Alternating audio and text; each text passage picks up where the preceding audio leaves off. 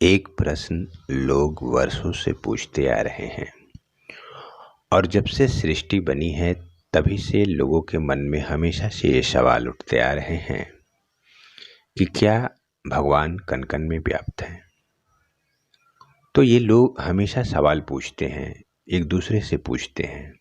तो कुछ लोगों का इसमें कहना है कि हाँ, भगवान कण कण में व्याप्त हैं, उसे अगर ढूंढना है तो अपने अंदर ढूंढना पड़ेगा। तो दूसरा प्रश्न ये उठता है कि अगर अंदर हैं तो दिखाई क्यों नहीं देते? अगर कण कण में व्याप्त हैं तो दिखाई क्यों नहीं देते? तो फिर किसी ने कहा कि ऐसी बहुत सी चीज़ें हैं जो दिखाई नहीं देती, लेकिन अगर हम प्रयास करें तो यह मुमकिन है। सरसों के अंदर तेल है, दिखाई नहीं देता। दूध के अंदर घी है, दिखाई नहीं देता। परंतु जब देखने की इच्छा हो तो सरसों से तेल निकालकर और दूध के बीच से घी निकालकर देखा जा सकता है। जब तक दूध के अंदर घी था दिखाई नहीं दे रहा था, परंतु जैसे ही बाहर आया दिखाई देने लगा। तो दूध से घी बाहर कैसे आया?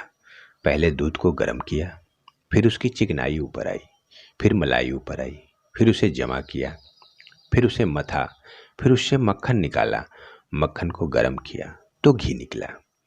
और तुम चाहते हो कि आंख बंद करें और परमात्मा को देख ले, दूध में हाथ डालें और घी निकाल लें।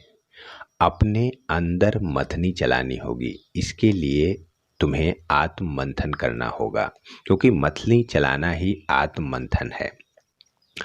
तो अगर मंथन करना होगा तो किस चीज़ का मंथन करना होगा?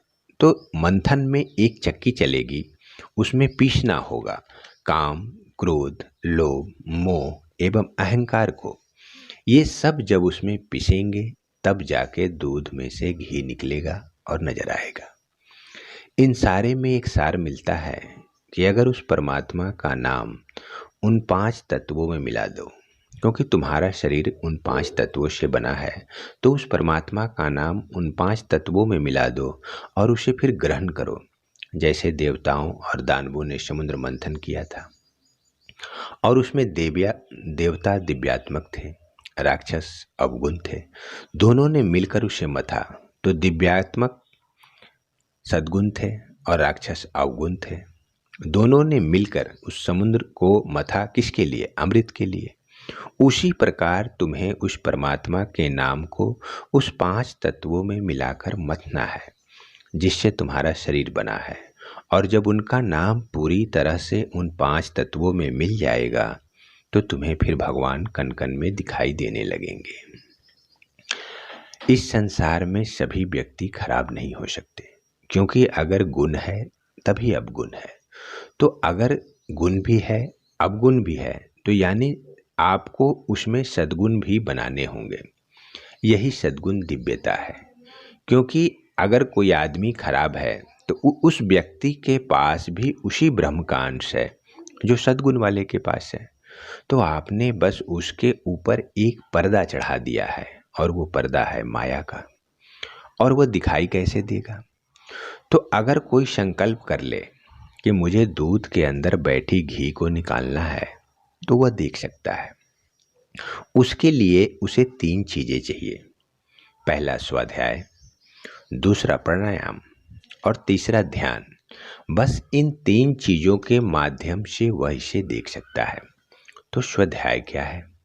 तो स्वाध्याय का अर्थ है स्वयं का अध्ययन करना, जीवन निर्माण और सुधार संबंधी पुस्तकों को पढ़ना, परमात्मा और मुक्ति की ओर ले जाने वाली ग्रंथों का अध्ययन करना, श्रवण करना, मनन करना, चिंतन करना ही स्वाध्याय कहलाता है। और दूसरा है प्राणायाम, यानी प्राण जुड़ आयाम, अर्थात प्राण या श्वासों का विस्तार करना ही प्राणायाम है। और तीसरा है ध्यान।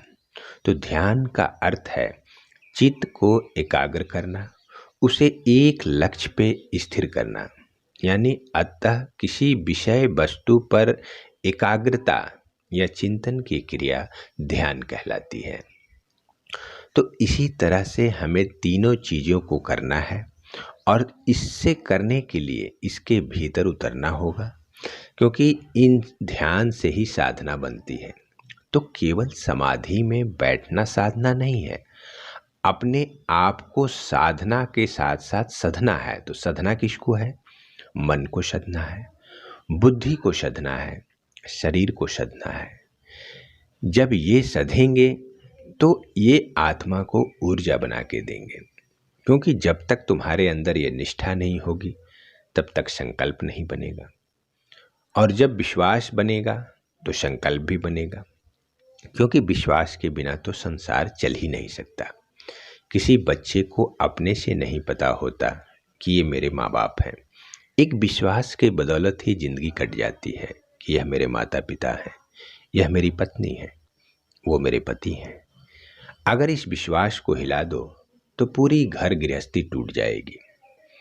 अतः मैं अंत में इस बात के साथ ही खत्म करना चाहूँगा कि हे प्रभु, चाह नहीं कि मैं पूरा पथ जान सकूं, चाह नहीं कि मैं पूरा पथ जान सकूं, दे प्रकाश इतना कि हर अगला कदम पहचान सकूं। जय श्री कृष्ण।